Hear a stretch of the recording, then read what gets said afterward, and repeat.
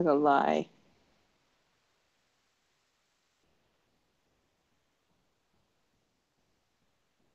Oh, I've already seen that job done it already. No jobs. All right. Mm-hmm. Mm-hmm. In three, two, one. Hello, and welcome to Know the Score. I'm your host, Don Delarente. You can follow me on Twitter at Don Delarente. I'm joined by Jesse. How you doing, Jesse? I'm doing well. How are you? I'm good. I'm good. You can follow Jesse on Twitter at That So Jesse. We're also joined by Tyler Ball. Hey, Tyler. Hey, what's going on, man? Busy No, week. I know, man. I know. You can follow Tyler on Twitter at TABall1. You can also follow the show, Know the Score, on Twitter at KTS Pod. You can also listen, download, and subscribe to the podcast through CSPN.us, also through iTunes, SoundCloud, Stitcher Radio, and Google Play. So we'll get right into it. Of course, we had week one of the NFL season kickoff. Um, I guess the overall theme of the weekend would be not very good offensive football. A lot of bad looking offensive lines, which resulted in a bunch of bad looking quarterbacks. So, as far as the big national games, the Packers defeated the Seahawks 17 to 19. This game was a struggle offensively as it was 3-0 midway through the third quarter. The Packers got their first touchdown via fumble recovery at the 5, and Todd Montgomery ran it in from there. Jordy Nelson and Aaron Rodgers hooked up on a 30-yard touchdown pass where Aaron Rodgers caught the Seahawks slipping, caught him off sides. Of course, he goes for the home run. They connected. And the Seahawks, with their porous offensive line, just could not get anything going, couldn't protect Russell Wilson, could not get any running game going. So we'll start with Jesse. Were you surprised the Seahawks struggling so much on offense? We know that they've kind of tried to become more explosive, try to replace beast mode, but it seems like they just don't spend enough money on offensive linemen, and it's starting to catch up with them. Right. There's always, I feel like with the Seahawks, they always do that really slow start to the season. Everyone asks, has the window closed, and or is this, or is yeah, they've always had problems with the offensive line. So I'm not really surprised by the way they start, and I'm not really surprised by this ongoing game that happens every year between the Packers and the Seahawks because, of course, winners of your division, and they've always had some very interesting or very defensive games between the two. Um, but yeah, you're slinging it against Aaron Rodgers, and with the Seahawks, it seems like, who needs a good offensive line to protect the quarterback so that he can make plays with very decent weapons. So that's what you got with Seahawks and the Packers. Now, Tyler, I'll bring you in, talk about the Packers. Uh, it's hard to gauge if their defense, which has kind of been their Achilles heel the past couple of seasons, is really that good, or if the offensive line for the Seahawks was just that bad. I kind of talk about what the Packers did, how they looked in your eyes as far as, first week and playing against a tough defense. So it's kind of hard to, you know, count, anything against Aaron Rodgers playing against the Seahawks. I think going up against the best secondary in the league. So his numbers were pretty respectable. Well, it's the same old song, really, with Seattle over the past really 3 or 4 seasons.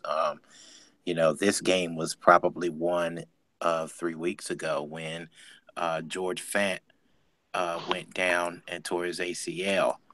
Um, that pretty much put um, that pretty much put Russell Wilson in panic. Pretty much, all game.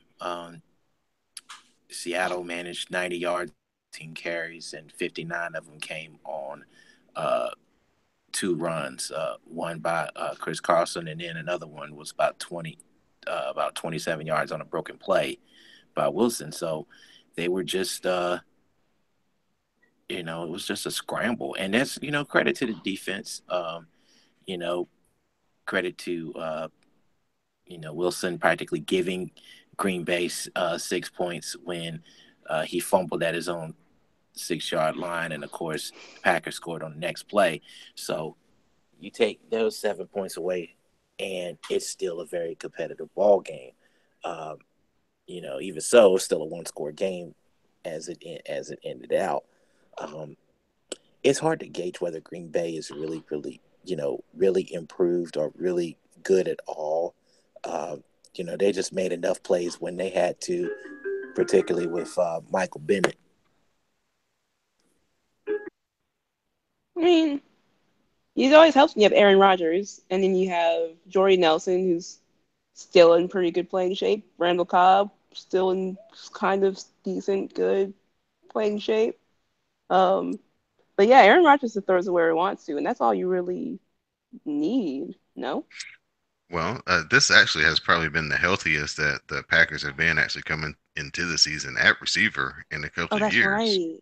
Yeah, So because yeah, Randall Cobb getting injured whenever that happens. There's always a freak injury to him, and then Jordy Nelson with the ACL. I think not hmm last year, but the year before.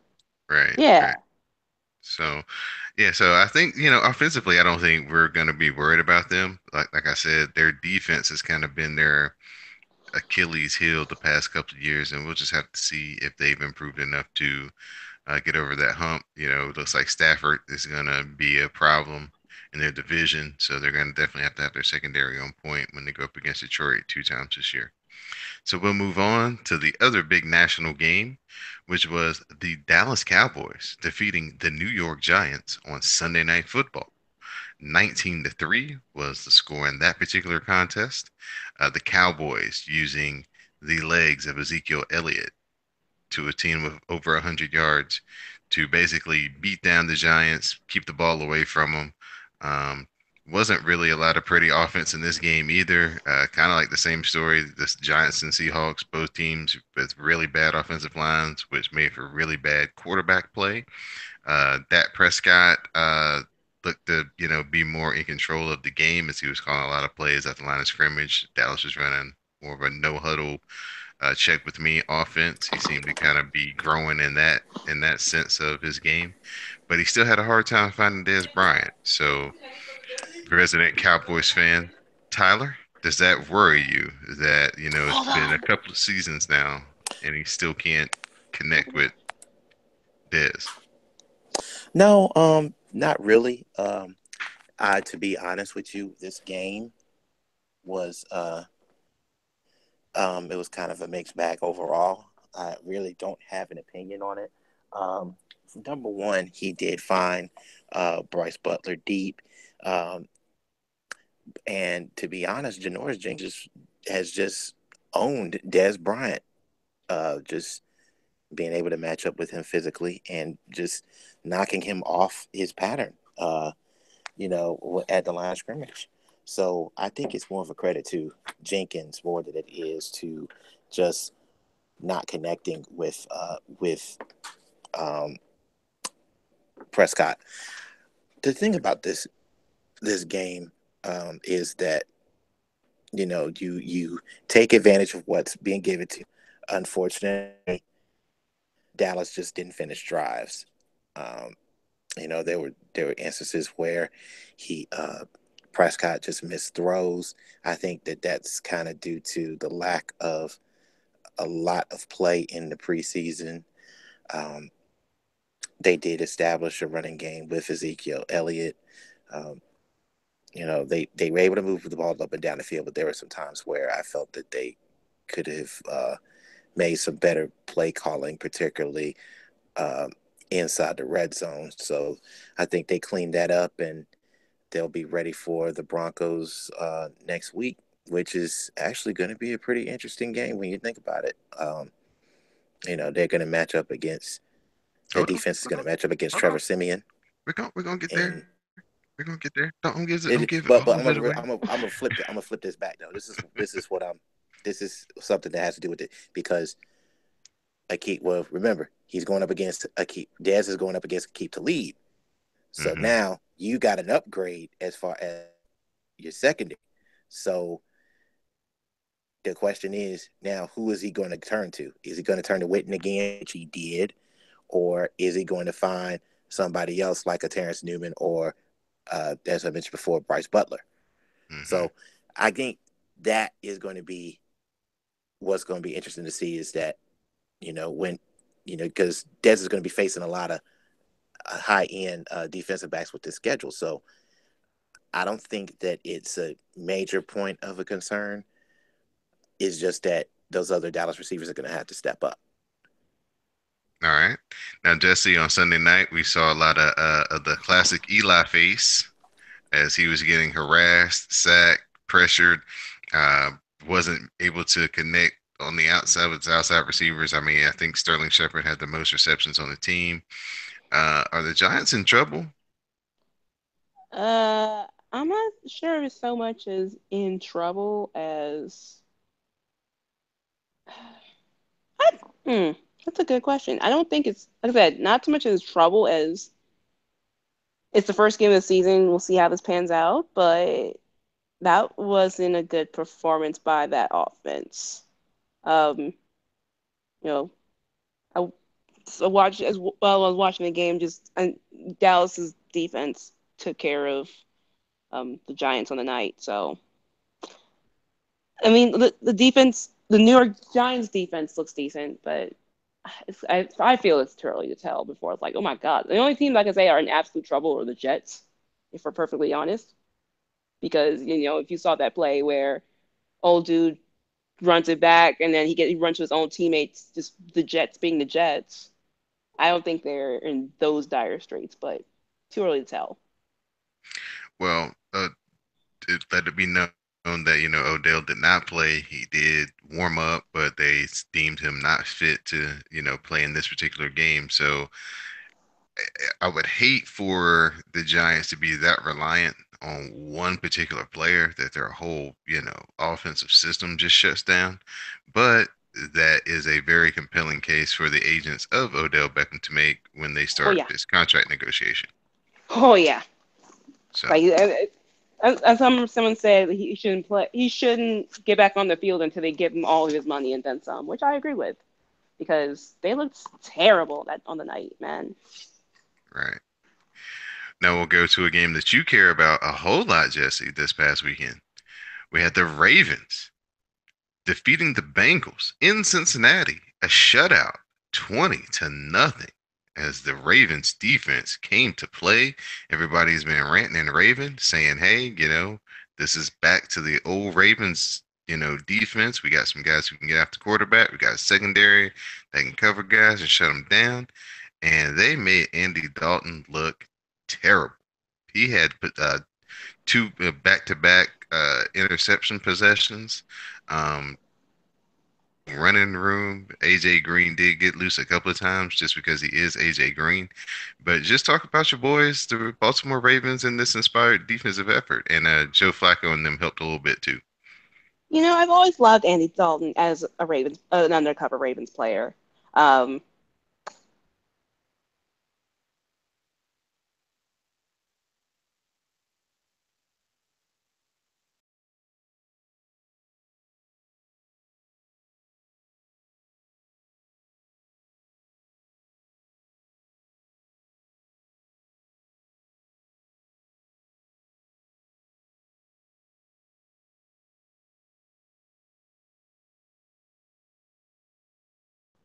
Hello?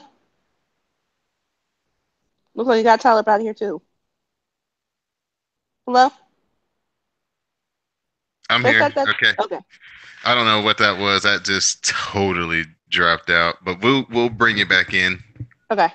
And I'll just Tyler just wiped us completely off the map. All right, I'll ask you about your Ravens again in 3, 2, 1. So, Jesse, the Baltimore Ravens had such a great effort this past weekend in Cincinnati, defeating the Bengals 20-0. The defense pitched a shutout, getting back to the days of old with Baltimore. Can you just talk about your team and the effort that they put up this past Sunday? I've always liked Andy Dalton as an undercover Ravens player, just throwing interceptions to any or defensive back or in our case, also to say CJ Mosley as well. But I'm really happy that they were able to shut down AJ Green because he always finds a way to play a really great game against us. So that was the one real pleasant surprise I got from the game. I didn't expect the Ravens offense, especially Joe Flacco, to throw the ball as often just because I know that back is still bothering him. So I wasn't really upset by the lack of throws, but the running game, which they never ever want to go to, really, really on display. And that I was happy. I was pleased. I don't think that's going to happen again or a game like that. Maybe next week against Cleveland, but um, it's the first shutout in the NFL. Wait, first Ravens shutout in the first game of the season since like 2009. So, hey, bring on more like that. I'm pleased. I like football like that, well, especially for my team. This may be a case of um, kind of like Tony Romo and the year where he was coming off the back surgery and they had to run the ball a little bit more than Dallas was used to, and they had that good 13-3 season, or 12-4 season, whatever year it was. So that may kind of turn out to be a blessing in disguise for Joe Flacco, him not being able to throw and being able to risk his body. And it may allow, the Ravens to be able to use their defense a little bit more to their advantage and keep this, games close or the scores low. And then if they get the lead, they just run the ball out because they look really good running the ball. And we've been saying for years, like, just run the ball down their throats because when they start airing it out, everything goes to complete pieces. So it's finally, if they can keep going, if the run game can keep up like that, I'd be you know, highly pleased with the season just because I always set my expectations so low um, so I can be just like surprised at the end of the season. So. Right. Speaking of a team who decided to air it out and things fell to pieces, that would be my favorite team, the Washington football team, Oh as yeah. they failed to win another home opener under Jay Gruden as they lost to the Philadelphia Eagles 30-17. Basically, a game that the Skins could not get any type of Tyler, any type of running game for me. I said last week that the Eagles defensive line was really good, and they proved to be that. They put a lot of pressure on Kirk Cousins. Kirk Cousins felt a lot of pressure at times that kind of wasn't there, so he was throwing off his back foot and led to a high throw in the red zone, which led to an interception that basically was the game deciding play. They had another bad call at the end of the game, but I don't know if they would have went down the field and got into the end zone to win that game or not. Just another key game that kind of keeps people who are not on the Kirk Cousin bandwagon, alive and have something to point to. The last, three games that have kind of really mattered at home. The Dallas game at the beginning of the season last year in the red zone, try to extend the lead and basically put that game away, throws a pick in the red zone. Coming down to the end of the game last year against the Giants, basically winning, you're in for a playoff berth.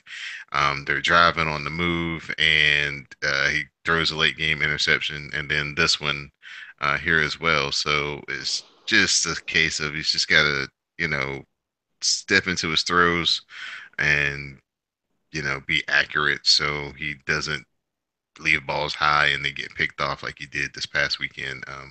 It just looked like he was really bothered by the pressure. And if teams start seeing that they can make him, be inaccurate by, being around him, then that's what's going to happen all season. They could run the Right. ball a little bit more to help him out, but Jay Gruden doesn't do that, so I'm pretty much going to give up on that. Go ahead, Jess. So, a few things. One, Jay Gruden's play calling, not very good. Um, Sometimes I think his play calling was actually okay. I mhm. just think that the quarterback just wasn't very good. So, he And wasn't then accurate. with the He had, quarterback, it also doesn't help that you just lost like two of your you just lost two very, very targets in Garzone and in Djax. Right, right. And Pryor did not have a very good game. Oh no, he Uh, did not. it seemed to be maybe forcing the ball to him a little bit, and just instead of just kind of playing in the flow of the game and trying to really, showcase him. So that might have been something that, got Cousins off his game. But more than anything, his footwork was just bad. I'm really big when it comes to quarterbacks and their feet. And the first thing I start watching when they start looking inaccurate is, how are their feet looking? And he wasn't stepping into any of the throws. Anytime he thought pressure was coming, he was fading back and just trying to throw with his arm, and he doesn't have a good enough arm to do that. I was encouraged by the defense, even though we still couldn't get off the field on third and long. Put a lot of pressure on Wentz. Seemed to be, good pressure for all 4 quarters, which is something that's been a problem for years and years and years. So I'm encouraged. Hopefully, the secondary can kind of, work out some kinks, and we'll see what we get going forward. So next Hmm. step, we'll talk about just kind of the biggest controversy that came out of the week, and that would be Adrian Peterson and Sean Payton on the sidelines. Adrian Peterson, of course, now a member of the New Orleans Saints. Uh, Odd couple at best when it comes Hmm. to his game and what the Saints like to do, but he's there, and I think Adrian Peterson got a total of like 8 carries or something throughout the whole game.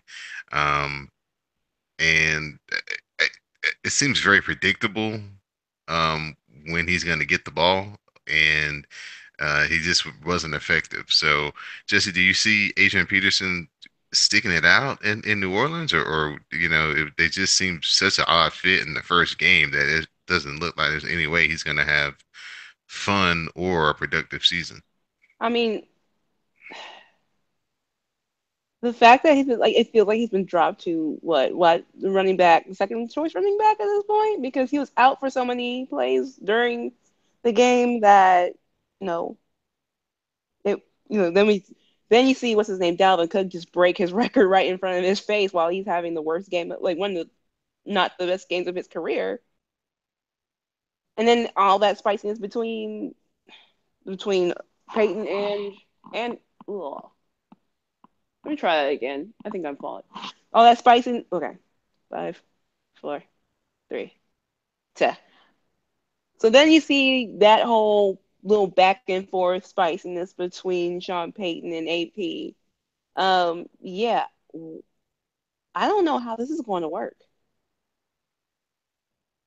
I don't think it's going to work, but like just give me the ball. I got this, and I can play it. And then you just see him not produce anything on the field. It'll be interesting to see, but Yeah, it just seems like I don't they already had a rotation kind of going between Kamara and Ingram, and then you add Peterson to the mix. I mean, there's not enough footballs to go around running the ball, and then Sean Payton is not really a run, run, run type of play caller. So, I just don't understand what they told Adrian Peterson was going to happen for them to be confident that he could go there and be productive, and because Adrian Peterson is the type of guy who doesn't really start getting yards until like the third quarter. He has to get 15, 20 touches before he really gets going good. So this isn't going to work unless he gets they run his favorite play every time he's in the game and they hit it for 10 or 15 yards or whatever. So it's going to be very interesting. I know the Arizona Cardinals have a deficiency at running back now. That David Johnson hurt his wrist and he's going to be out for about 2 or 3 months. If I was them after seeing that game on Monday night, I would have been on the phone trying to trade for Adrian Peterson. I think it's also a case of it's a star running back who's available on the market. Let's get him. Um, Right, that's all that really screams out to me. right. I'm just still glad that Adrian Peterson didn't go to the Giants because I was very, very, very afraid that that was what was going to happen because that was a better fit for him just because they have the deficiency and they really want to run the football to take a lot of pressure off Eli Manning and then just open up the field for Odell Beckham and the receivers that they have now. So very glad that Adrian Peterson didn't go to the Giants. So just a reminder, you are listening to Know the Score. You can find us on CSPN.us. You can also find us on SoundCloud, Google Play, Stitcher Radio, and iTunes. So now we're going to talk about a little bit of college football that happened this past weekend, as we had the best matchup between top five teams, as we had Oklahoma go into the horseshoe and defeat Ohio State 31-16, avenging the loss that they had last year when Oklahoma lost to Ohio State in Norman. Baker Mayfield played a fantastic game, made some fantastic throws, NFL caliber throws, got a lot of people's attention on and off the field during and after the game. After the game, Baker Mayfield grabbed the Oklahoma flag, made a whole lap around the horseshoe, gathered his team in the middle of the field, and planted the Oklahoma flag. So, see, I know you like the extracurricular stuff more than the actual on the field stuff.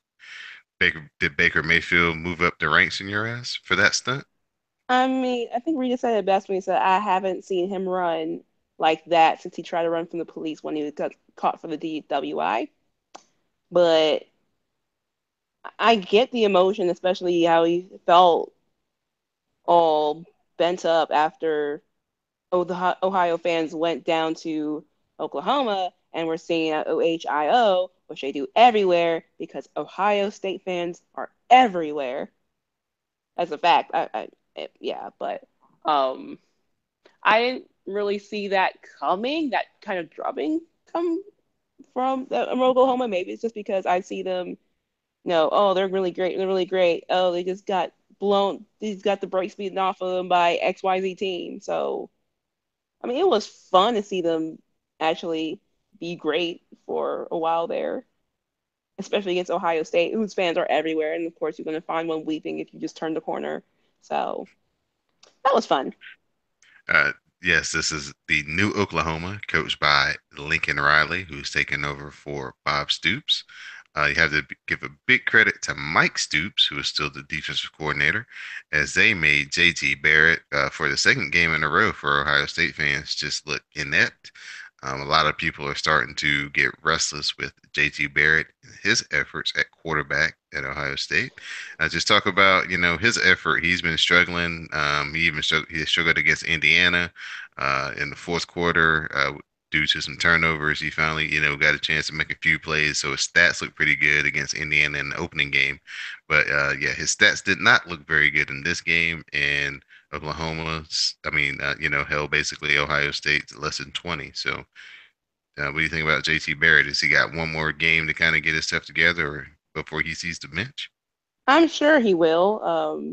I remember Urban Meyer said that, yes, his confidence has been shaken, but it's not really a good look to just bench him. But I feel like that benching is coming sooner rather than later if this performance keeps up.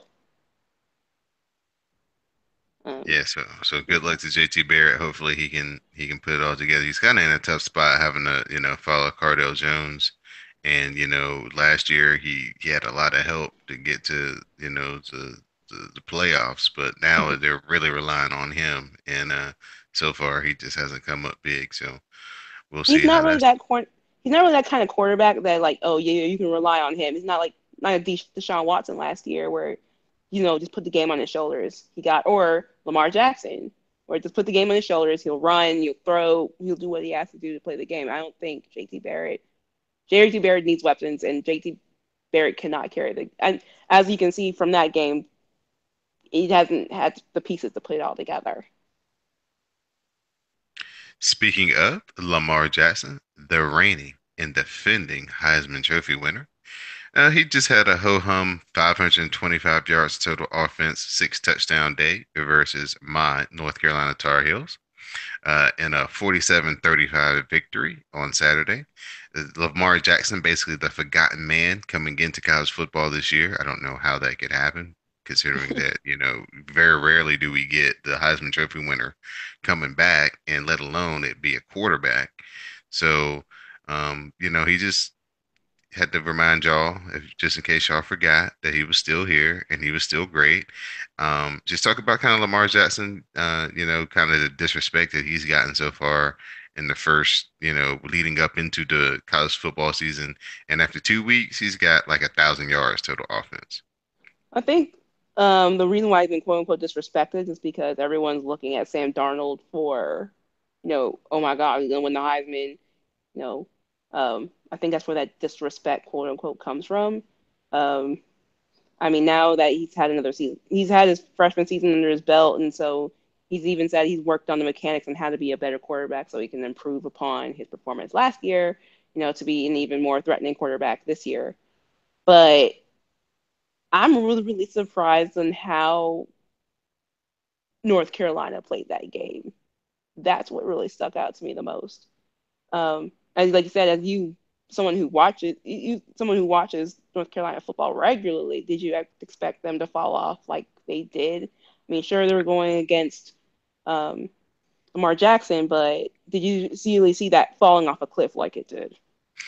Um, Carolina's kind of their issue the past few years has really been their defense, and it was very evident early on that Louisville could kind of get anything they wanted from a throwing standpoint, but they were kind of holding Lamar Jackson's running down. So he was just kind of beating him with his arm. But then there, about the midway through the second quarter, he kind of started unleashing his running ability, and he took one like 55 yards, like kind of up the middle, gliding in for a touchdown. And from about that point on, yeah, it was on. And yeah, I kind of figured it would be that bad. I didn't think that North Carolina would actually score that many points once they got rolling. But you know, Carolina's offense is pretty potent. They just didn't have enough to try to stop them on defense, and that's probably going to be their problem all year. Is they're going to be in a bunch of shootouts with teams, and they'll put up their share points, but they just can't stop anybody. Yeah. Oh, yeah. Yeah. So leading into this week of college football, we don't have too many, ranked teams going up against each other. As now we're kind of getting into the part of the schedule where we're getting the big dogs against kind of the lesser teams and the in-state small schools.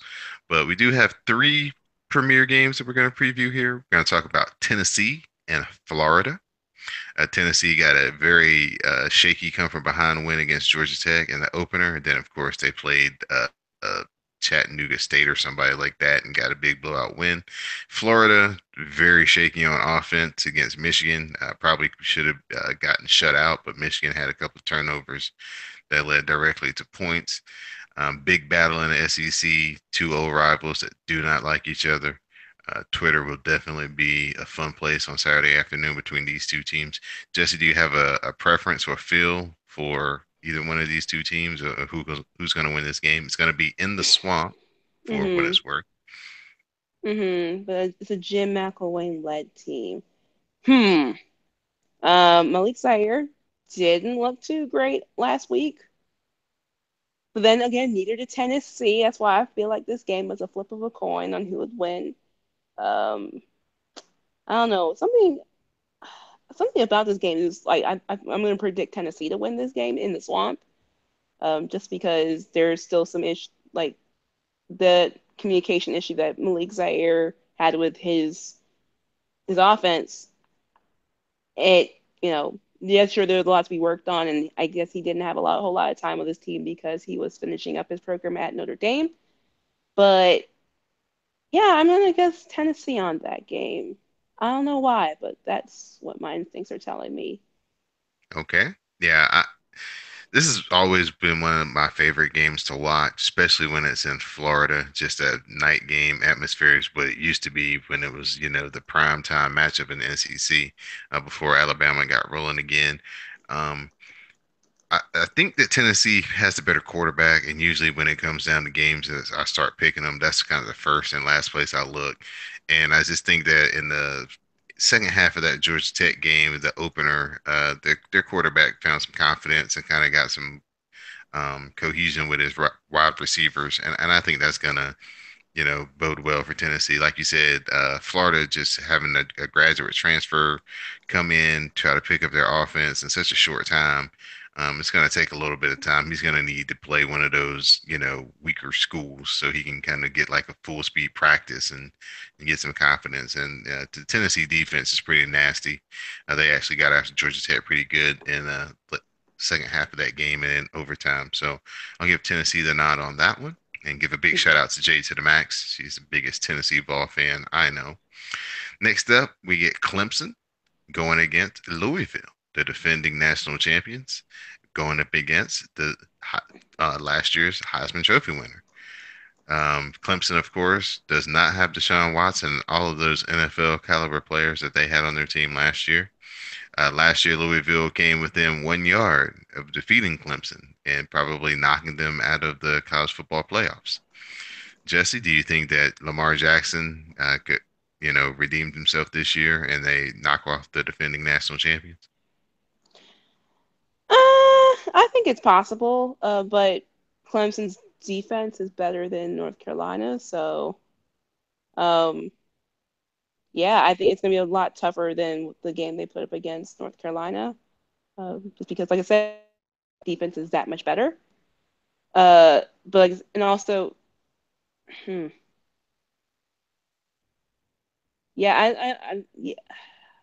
It's like I said, once again, I'm gonna go with Clemson in this game, even though Lamar I think will have a really great game, but it's gonna be a lot tougher for Lamar to score points. So Right.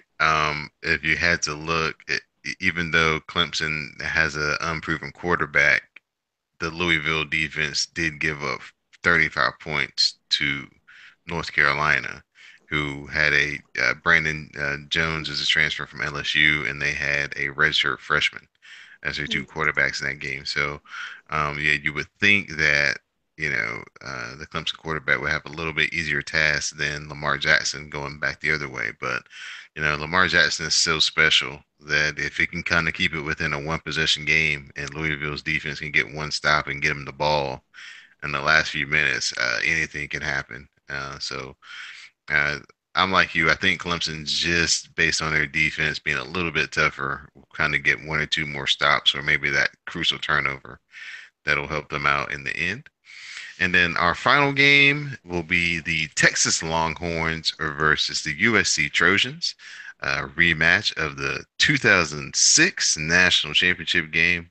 Basically, probably in a lot of people's mind, the greatest college football game ever played, at least in the modern era of the BCS, anyway. Of course, Vince Young with the last second touchdown in the corner of the to knock off the best team that probably any of us had ever seen, the USC Trojans of Leonard Bush, Lindell White. They had Jarrett, Dwayne Jarrett was their big time wide receiver. Um, Texas is in a rebounding mode. Tom Herman got his first win last week. USC defeated Stanford. Darnell, put up some good numbers.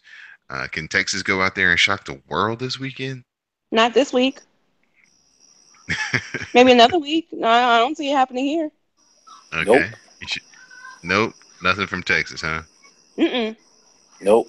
As a matter of fact, when you can't stop the run and that makes you susceptible to a pretty decent passing attack, then I have no clue what Texas can do against SC. They just don't. They have the talent, they have the team speed, but something's wrong. And I don't think 1 week, 2 weeks, or 3 weeks is going to fix it. I'm extremely pessimistic with Texas. And one more thing, too. Why are we selling this game as a rematch of a game that was over 10 years ago when the teams aren't neither team is on the levels that they were back then? I mean, we're building this up as a Clash to the Titans to sell viewers, and that pretty much tells you that they know it's going to be either a blowout or pretty unwatchable. Well, everybody loves nostalgia, Tyler. So if they can sell it, they're going to put it on you. They love selling these games based on nostalgia. Like, oh, remember that championship game? It could happen again. Yeah, because it was an upset when Texas won that night. It will definitely be an upset if Texas somehow finds a way to pull it off this weekend. And then they're going to keep telling us, oh, we need to be patient with this team. Like, no, that's fine. Yeah, that's going to be a problem because yeah, Herman said he could fix what was wrong. So You better. he was supposed to turn this thing around right away. So we already know that's it was probably unrealistic to begin with. But here's the thing. Uh, look at the guy that he replaced, and this is his this is Charlie's talent. So we're gonna see what happens. But I'm just not sure that Texas is really uh, defensively. They're just they just seem like 3 steps slower than everybody else. Mm. Yeah, it'll be interesting to watch see if they can keep up with, especially on defense, if they can hang with USC's pro style attack. And like you guys said, Sam Darnold looked like he, hit his stride last week. He kind of struggled in the first game. Second game, he looked a lot sharper, a lot cleaner. So we'll see what transpires in that one. At this time, just want to let you know that this episode of Know the Score is brought to you by Skull Candy Headphones. You guys need some great audio listening devices. You need those for listen to podcasts or listen to your music, or if you're a professional editor and you need some good headphones to dial in the sound, go to Skull Candy Headphones through cspn.us. Visit our website at cspn.us. Click on the banner that says support our podcast. Click on the Skull Candy banner and do your shopping as you normally would. Some of that money that you use to purchase those Skull Candy headphones comes back to us. And also, through using the code CSBN, you get free shipping on your order. That's right. Those new Skull Candy headphones will come to you free of charge. So please support the podcast, get some great listening devices through Skull Candy, and support the podcast and everything that we do here at CSBN.us. So this time we're going to preview week 2 of the NFL. We're going to pick out, big games nationally and the games that we care about as the host. So first up, Sunday Night Football, we've got the Packers versus the Falcons.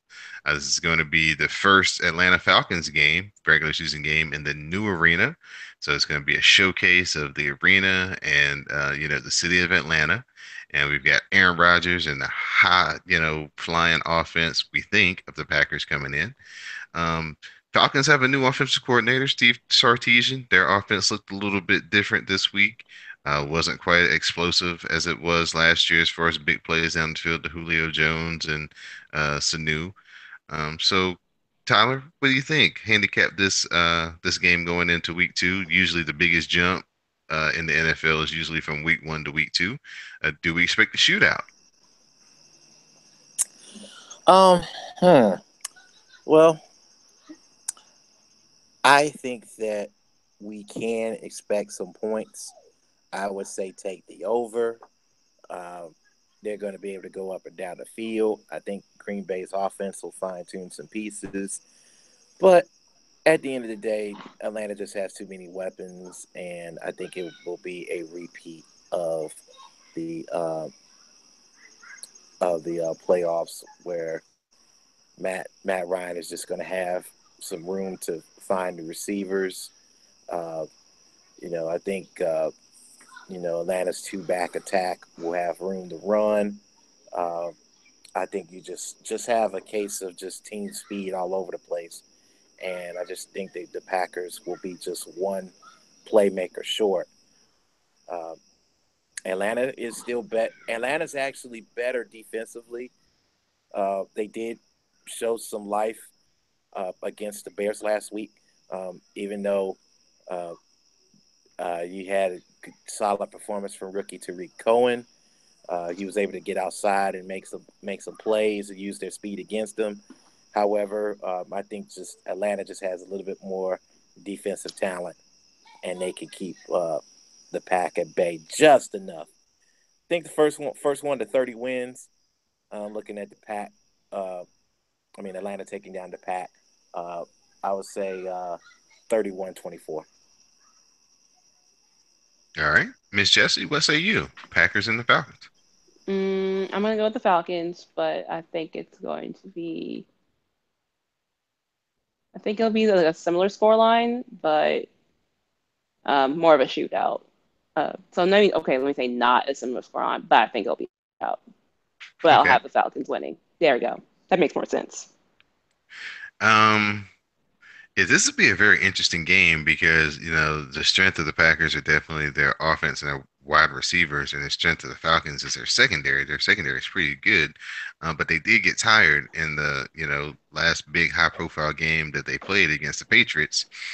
Mike Glennon, found some room to move the ball up and down the field against them. So, I think I'm going to go with the Packers with the upset here. I think Ty Montgomery gives them just enough possession to where they don't have to rely on Aaron Rodgers for everything. And so I think they'll probably win the gun on a field goal.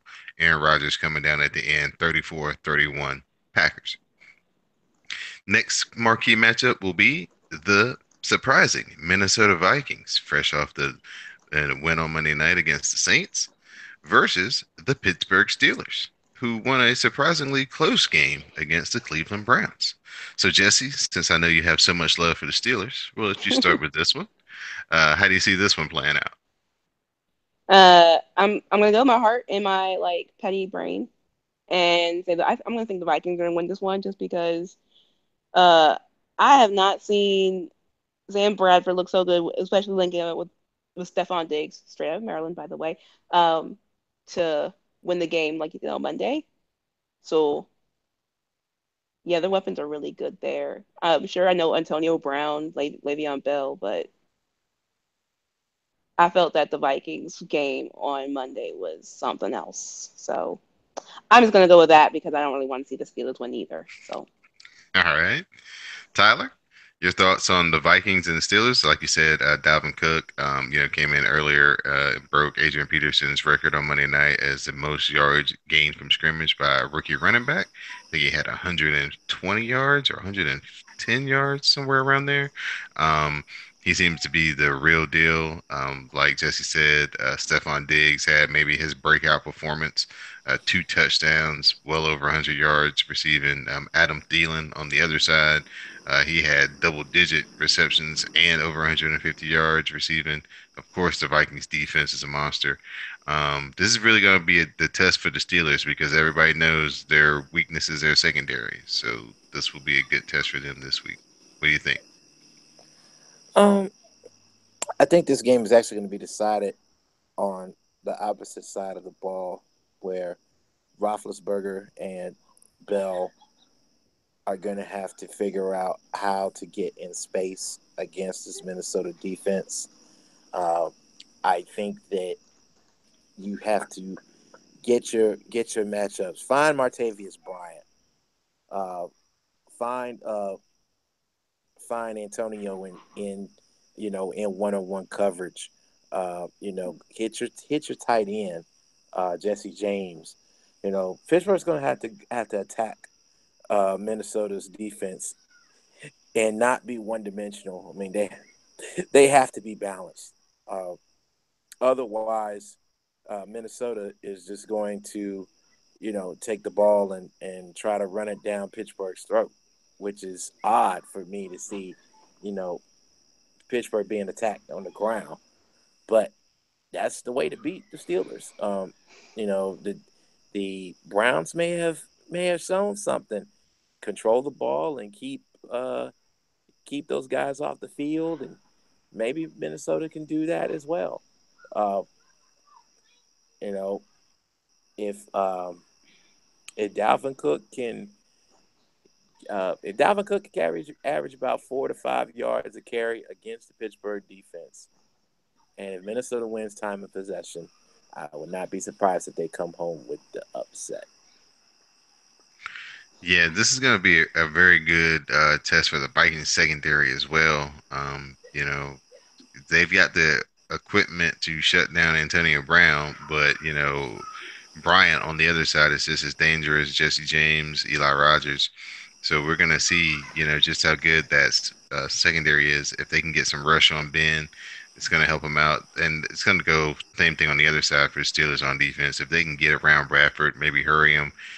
Bradford doesn't always do the best with pressure. He will throw you the ball, so that can definitely help out the Steelers. I think, like you, I'm gonna go with the Vikings. I just think that their defense up front is just a little bit stouter than the Steelers at this point, and I think that they can control Bell in the running game, and that will help them in their passing defense as well. So now for Jesse's game of the week, we have the Baltimore Ravens versus the Cleveland Browns. So the new Browns versus the old Browns. Jesse, you guys going to continue your dominance of Cleveland? 3 words. Don't embarrass me, man. Don't embarrass me out here. Um, yeah. So I picked up the Ravens defense this week, and if they don't get like all the points this week, mm, mm. Just I understand. Yes, the Browns have a better rush defense than obviously Cincinnati did, but I think we could do something on the other side of that ball defensively. So don't embarrass me. That's all. Yeah, Deshaun Kaiser, he played pretty well. He had some flashes, he had some mistakes, but he kept the Browns in the game, and Isaiah Correll and Duke Johnson, like Tyler was saying, controlled the ball against Steelers, and it made that game a lot closer than if you were just looking at stats than it should have been. Because I mean, Antonio Brown went crazy; he almost had 200 yards receiving in that game. Tight end for the Steelers had 2 touchdowns. So I think the Browns, they're going to play you guys tough, but I think the Ravens will find enough to win. Tyler, what do you think about this game? Always go with when you have a solid defense going up against a rookie quarterback. 9 times out of 10, go with the defense. Um, Baltimore looked like they switched up looks as they did with Andy Dalton, which led to some interceptions. Andy clearly was not seeing what he was throwing into. Um, I think they had Dalton confused. I think Deshaun is going to, even though with this conservative game plan, I think Baltimore tends to disguise their coverages a lot, particularly whether or not they decide to bring uh, Terrell Suggs as a rush in, or if they drop him back in his own coverage and take the running back out to play. So I tend to go with the defense in a low scoring game. First one to 3 touchdowns should win this one, just like Pittsburgh. Uh, I'm gonna go with the Ravens 24, Browns 14. All right. The game that I care about the most this weekend, the Washington football team travels out to LA to play the Rams. How long So you been sitting out here? this is going to be like the Spider-Man gif of the Spider-Man looking at each other, as the Redskins offense and the Rams offense are basically one and the same. The advantage is the Rams have much better defense and a much better defensive coordinator and probably a better running back. So it's not really a lot going for us if you're a Redskins fan this week. Um, You this also could say you get have the better head coach over there, who's also the offensive coordinator. yeah, as you will hear me say forever and ever, Sean McVay is the one that got away. Um, yeah, this doesn't look good for the Washington football team. They always have trouble as long as Jay Gruden has been the coach against a team that has any type of formidable defense. The Rams definitely have that. Aaron Donald is actually going to be back. This is going to be his first game after a holdout. So he's going to be highly motivated to come out here and play. Hopefully, the Washington football team is smart and they play some no huddle hurry up kind of offense in the first half, kind of tire him out. Maybe get him out of the game because he's not in shape. This would be a good game to spread them out, put as many of their cornerbacks on the field, and then try to run. Again, Kirk Cousins needs to not have pressure um, to be an effective quarterback. And the one way you can kind of guarantee he doesn't get pressured is if you stick to the running game. We'll see. Like I said earlier in the show, I don't have that faith in Jay Gruden, but maybe he'll try to, outsmart Wade Phillips because Wade Phillips knows all our plays. So, Jessica, what do you think? I'm gonna guess that the Washington makes the Rams look really really good on Saturday. Um, yeah, I don't know. It's just in Washington's a mess all up and down the just everywhere on the ball. I don't see anything positive that can even give me an inkling towards a Washington victory. So I'm going to go with the Rams. I hope that you're wrong. I hope they go Jekyll and Hyde and Kirk Cousins comes out and actually plays a pretty good game against a really good defense. Hasn't really been his forte, but hey, it's no time like the present to change your narrative. So hopefully he steps up. Tyler, you got any thoughts on Rams and Redskins? Yeah. This is interesting to me. Um, Jared Goff actually has weapons. Um, I'm a little befuddled about this because I'm not sure what the Redskins can do to counteract all the playmakers that are going to be on the field, particularly with Watkins and some other guys. And the Rams have a solid defense too, so the Redskins are going to have to generate a pass rush and keep Goff off balanced. And quite honestly, I don't know. Ryan Kerrigan going to have to play out of his mind essentially. He's going to have to win his matchup Well, because well, the one good thing from the game against Philadelphia was the pass rush was good. Carson Palmer pulled some Tony Romo stuff and probably saved himself 4 sacks, where guys yeah, had Wentz did evade the rush. You're right. where guys had their hands on him and just didn't get him down. So I feel good from that standpoint that the pass rush was there and it was consistent.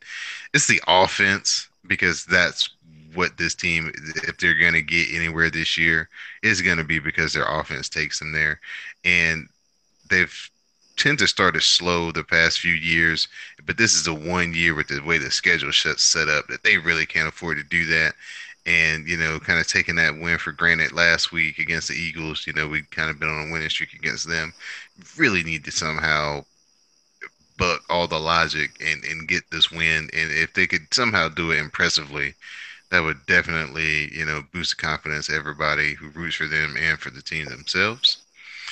But now we'll move on to our final game that we're going to preview this week, as we're going to talk about Tyler's team, the Dallas Cowboys, facing the Denver Broncos.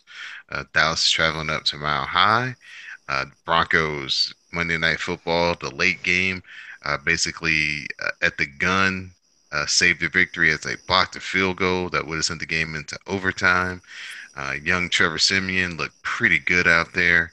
CJ Anderson running the ball had a pretty good night. We already talked about the Cowboys and how they looked against the Giants. So, Tyler, we'd let you dive into this. Talk about your matchup this week with the Broncos. I'm not a fan of this matchup, especially for the reasons I mentioned earlier.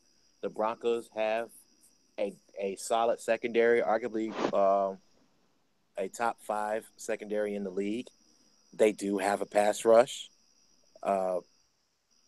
even better than the Giants. So I don't expect the Cowboys to get more than 24 points on the board, which means the defense is going to have to make a play at some point. Somebody, maybe Anthony Brown or Sean Lee or, somebody's going to have to come up big on the defensive end. Dallas got to generate a pass rush. And also Ezekiel Elliott has to show up. He has to control the ball. Dallas needs to be on the winning side of time of possession, as they should. They should dominate running the football. But the key to this game will be the turnover battle. Who is going to make the least amount of mistakes? Dak Prescott will almost play perfect free football. So, provided he does, that means Trevor Siemian has to match him, because it could be 1 or 2 turnovers that actually plays whether or not the team will win or lose. I think it's paramount in this game because I don't think the scoring opportunities will be as prevalent as they were for either team as they were last week. So win the time of possession, win the turnover battle, and in my humble opinion, I think that Dallas has just a little bit more offensive football that and a little bit more explosive playmaking that can they can squeak by and win this. Uh, I would say 21-17 Dallas. All right. Jesse, I'm gonna what go are with you? the same score, but for the Broncos, just because I know that secondary and that defense will do things to trick you and force you to turn over the ball, and I think they're going to lose the turnover battle. Just because, like I said, not the Broncos defense is just that good, personally. This is going to be a very interesting matchup for me, just because depending on how the matchups work out, I don't think that Dallas is going to be able to throw to the outside. So that may render Dez a non-factor totally. So it's going to basically come down to how many times Witten and Cole Beasley can get open, and maybe to Terrence Williams as well. Just kind of the middle of the field. How well can Dak navigate, the middle of the field? That's kind of where he lives. That's where most of his most explosive plays come from in the passing game, is finding, Witten and Cole Beasley kind of breaking in the middle of the field, or starting in the middle and then breaking out after the outside receivers clear out. So just how accurate he is with those throws, and how many of his completions go to those guys. I think if he can work the middle of the field successfully, I think it'll open up just enough room for the Cowboys to maybe hit one over the top. And, Denver doesn't give up a lot of those, but if you can get one, that goes a long way towards Mm. securing a win. So um, I think that's kind of where the Chargers kind of failed last week, was they couldn't really get a big play on them. They had a couple chances to get one, but they couldn't catch the ball, or Denver's secondary made a play right at the last second. So you know, I think the Cowboys actually going to win this game, but it's going to probably be like 2017. So those are previews for week 2 in the NFL. You guys want to talk about your fantasy teams real quick? Were you happy with your performances? I was, as I beat Classic in the first game of our head-to-head matchup. So bragging rights to me. How about you, Jesse? I did okay. Did you win? Yeah, I did. I did. I just checked that because I almost forgot for a second there. But yeah, I won. Thanks a lot, Terrence West. I knew that running game was going to be strong, so or at least Classic also helped me remember that the running game was going to be strong. So thanks for that. All right. Tyler, how's your fantasy team fare? I was very pleased. I am actually the number one team in the league. I scored the most points uh, with a 99.92. Uh, and definitely credit goes to and that was with Matt Ryan on the bench. Uh, I actually started Russell Wilson, but Jonathan Stewart did well. Dalvin Cook showed up and had a great game, uh, and also Stephon Diggs. Stephon Diggs and the Jags defense were the big scorers for my squad. Uh, but got a tough one this week, as it seems like it's going to be a very close matchup. Uh, as I'm looking, I think I've got. Do I have? I think I have you this week, Don. I just looked at my team. I haven't really see who I'm going up against. I just got to make sure I check my lineup. So I'll find out on Sunday once I start checking the game stats once the game starts. So, good luck to everybody in the CSPN Fantasy League, and except for the week that you played me. But other than that, it's been fantasy football is always fun, and hopefully we get some bigger offensive This production was so we can get some, bigger scores and some Yeah, it was closer games. some blowouts actually. Um, we've got Captain America facing No Goodell Should Prosper. My team, the Greensboro Aggies, going up against They Don't Want None. Chick-fil-A on Sunday versus Kings of the Yard. Granddaddy's Dogs versus the B-Mac Slaps. Bad Advice Bone versus Roll Up a Blunt. And Tim Dog Pound versus Eli's Memorabilia Dealers. And should be very interesting, interesting week and interesting matchups coming up. All right. But actually, we got For example, my team, we got the two quarterbacks, Matt Ryan and Aaron Rodgers, going up against each other. So I will have a vested interest. Yeah, it makes that Sunday night football game mean a lot more because Oh yeah, majority of the team of our players will probably have played, so it'll probably come down to who has a better game for that week. So, good luck. Like I said, good luck to all the fantasy football players out there. Hopefully, health and prosperity and touchdowns is in your future. So absolutely. at this point, Looking. just wonder. Mhm. Oh, go ahead, Tyler. I said we got some big injuries this week, so I know guys are scrambling. So don't forget to check your waiver wires. If you've look out for guys like Bears backup linebacker Tariq Cohen. We've already mentioned him.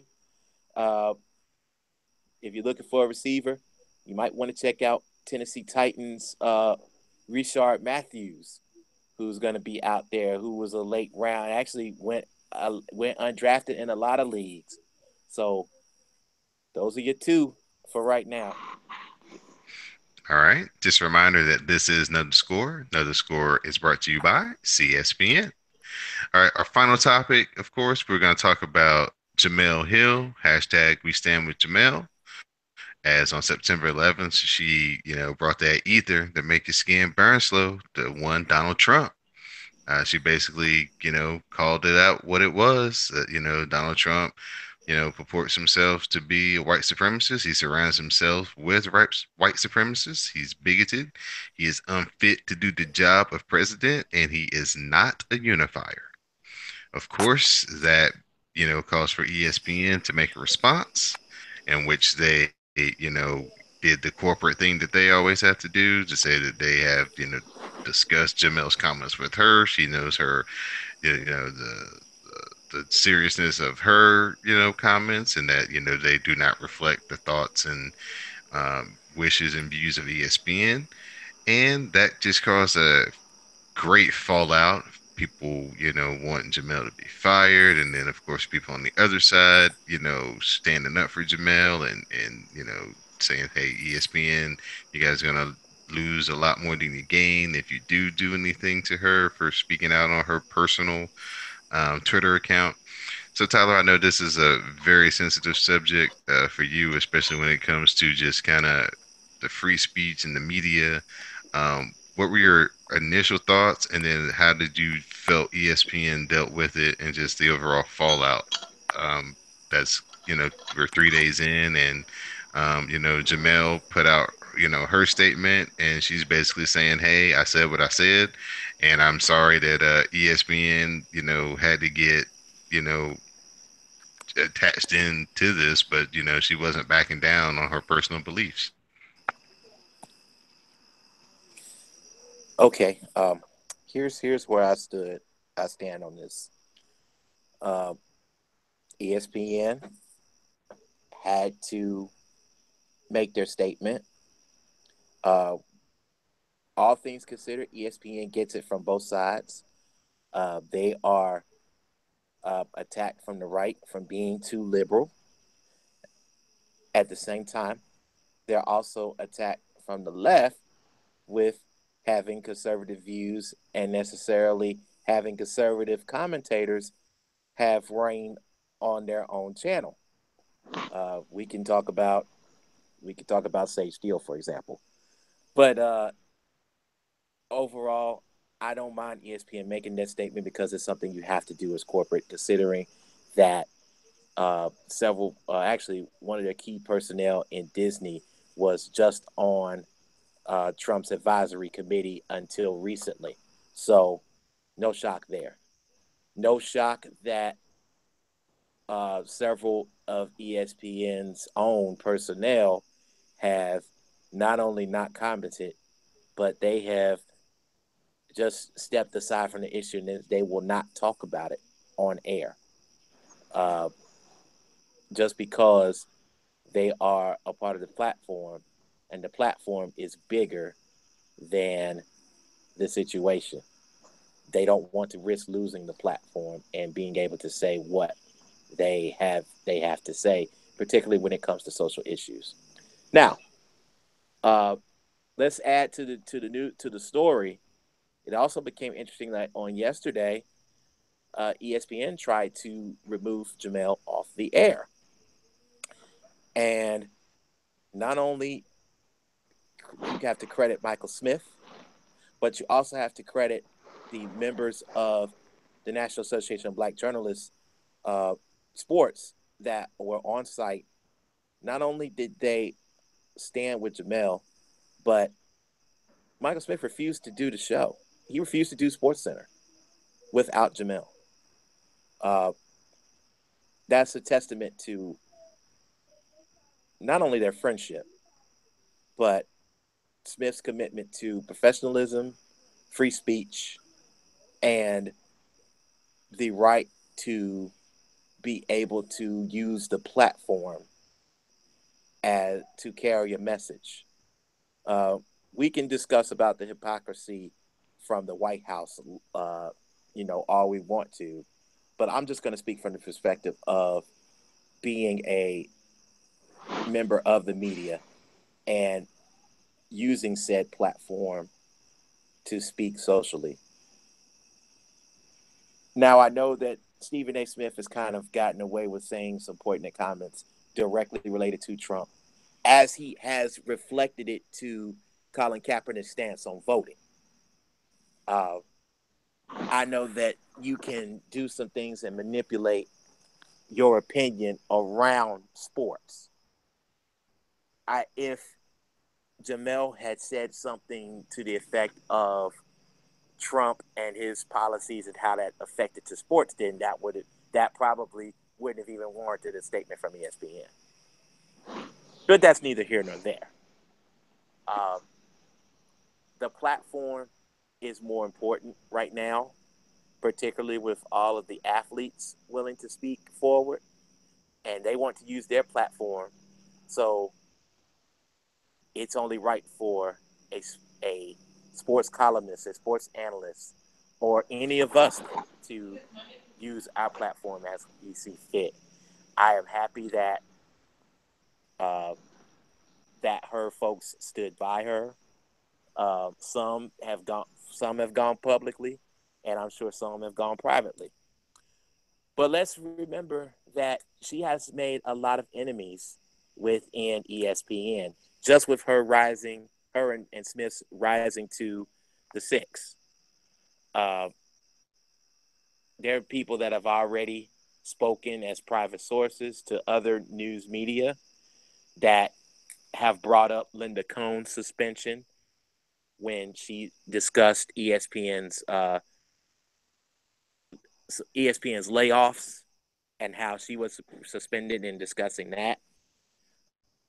Talking about how unfair that has been, that she has not been suspended or punished. So there may be a divide at ESPN now because of this. And Jamel's going to have to be a lot stronger than she already has been, just because of what she's going to have to face probably for the remainder of her career while she works at ESPN. And so will Michael Smith as well. Right. Jesse, let me bring you in on this conversation since you are, closer to the demographic that Jemele Hill is, as you are a Black female who talks sports. And, we know that Jamel faces a lot of criticism. Bomani faces the same criticisms as in Michael Smith, but Jamel gets it even worse because not only is she a woman, she's also a Black woman in this male-dominated industry. And it just seems like maybe it was just a day where, some things had been building and maybe she had typed out some things and deleted them. But this particular day, she just aired out what she felt. And so, what were your take on it? And, how do you feel that everything has been handled and, everything that we know now that's coming out later? Just your reflections on this whole, controversy. So, she's my hero for she's a hero for what she did. Just, saying what was on her mind, not deleting it like others would, because, once they get into a bit of a situation, especially with their employers. The first thing people do is just delete the tweets, and basically, and then with her statement, she's like, "I said what I said," and I'm not surprised of the statement that ESPN came out with, just because they're trying to keep viewers. I don't. I mean, I'm sure I'm going to inject my personal bias into it, but I don't think it was the right move, just because like he's not a white supremacist. I'm like, but all right, if your channel is the one that is like championing his diversity, you can't be like, we're sorry for what she said. He's not a white supremacist, I promise. So personally, I didn't really think it was why they did it, but they're not helping the narrative. So um, you hear like for the killing is said, and people just bat their eye, like just blink their eyes and keep it moving, even though sure they fired him, but I don't know, it's just a stark reminder of what America is and how it's like, oh no, he's not a racist. I promise. Like white people declaring that white people aren't racist or part of the problem. So yeah, I kind of I'm really happy that Jamel's colleagues in their conviction are like, no, we're not. No, you put her back on because what she didn't do anything wrong, and especially the White House statement talking about, oh, she needs to be fired. That's a breach of her First Amendment rights. No. Right. Right.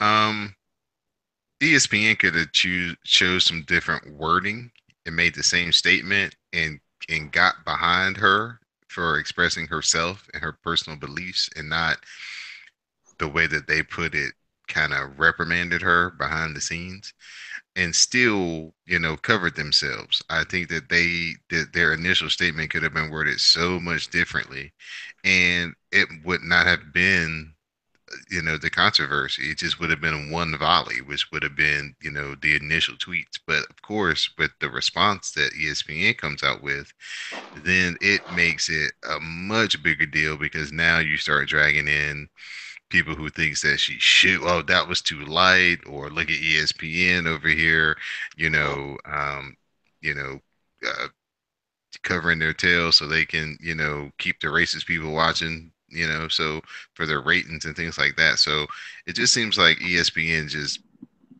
in their quickness to kind of get in front of the situation didn't take enough time to carefully think about what the statement was and what will happen after the statement. Just like you two, I'm very, very, very proud of Jamel sticking to her guns, not erasing the tweets, coming out today and saying, basically, these are my beliefs. I still feel this way. Nothing has changed just because I got in some hot water. There's some controversy around me. Sorry that, I am attached to ESPN. And when people look at me, they see, these four letters ESPN more than they see the person Jamel Hill. And, so sorry for them and all the hardship that that's caused them. But as far as what I said and what I believe, nothing's changing. And for the colleagues of hers and Michael Smith and Michael Wilborn, especially to come out and, be the first ones to say that they stand with her and, stick up for her when they tried to get her off the air.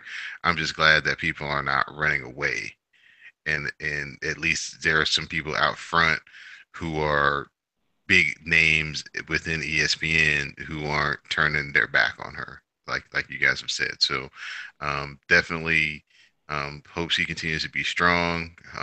Hope she continues to, be as real as she always has been.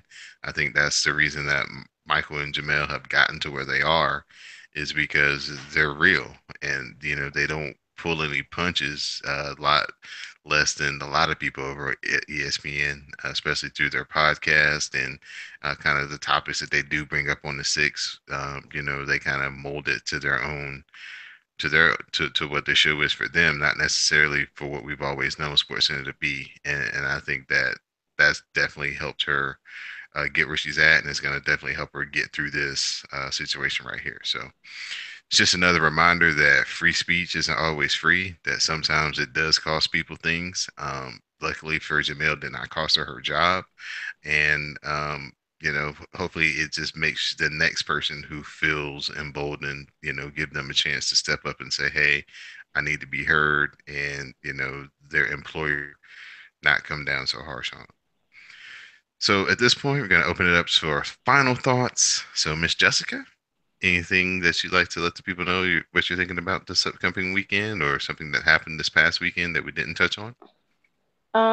One image that's really stuck in my mind are the people who hung the banner from Fenway Park. Racism is as American as baseball, something along the lines of that. But you know, you got to remind the people that America is quite racist, and people don't like when they're reminded about how racist America can get. That's the one thing that's been really on my mind. I'm processing. The story was during the fourth inning of the Boston Red Sox game in Fenway Park on Wednesday night.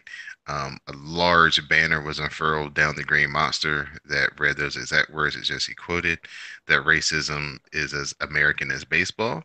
And the sign was up there for about 3 or 4 minutes, basically one batter, one at bat. And then, of course, it was removed, and the patrons were removed as well. These were four white kids who basically, their statement was, we were inspired by the Black Lives Matter movement. We want white people to understand that, hey, this is an issue. You guys are willing to acknowledge that it exists, but we need to, as white people, step up and, make this go away. And, it's up to us, is basically what their interview stated to the Boston Globe when they were interviewed outside the stadium once they were removed after they unfurled the sign. So, good luck to those kids, and, providing social change in a very creative way to get their message across. Tyler, final thoughts?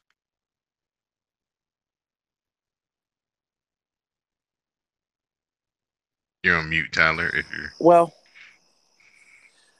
Well, as I think about upcoming football, uh, it's just interesting to see. It's another HBCU homecoming season. Last week we talked about the CIAA rule about collegiate bands. Um, this little week, I'm going to speak about homecoming and how important homecoming is. Uh, Beginning next week, several universities will begin homecoming festivities. Uh, just want to let people know that listen, that um, in the HBCU vernacular, homecoming is a huge deal. Uh, the cities where the colleges reside that host the HBCU homecoming get a minimum of 40% increase in expenditures in the city for that weekend. Uh, Larger cities like my own, it's 70% for the weekend. It's incredible. Uh, just to let people know that there's pageantry involved uh, in homecoming. We want to make sure that those who attend HBCU homecoming go there for the experience, go there to enjoy it. Uh, and if you don't get a chance to check out an HBCU homecoming, you can always read up on it with whatever school you're interested in, or even check out the Undefeated, because they will cover just about every HBCU collegiate homecoming. Um, it's really special for me, being an HBCU grad from North Carolina A&T.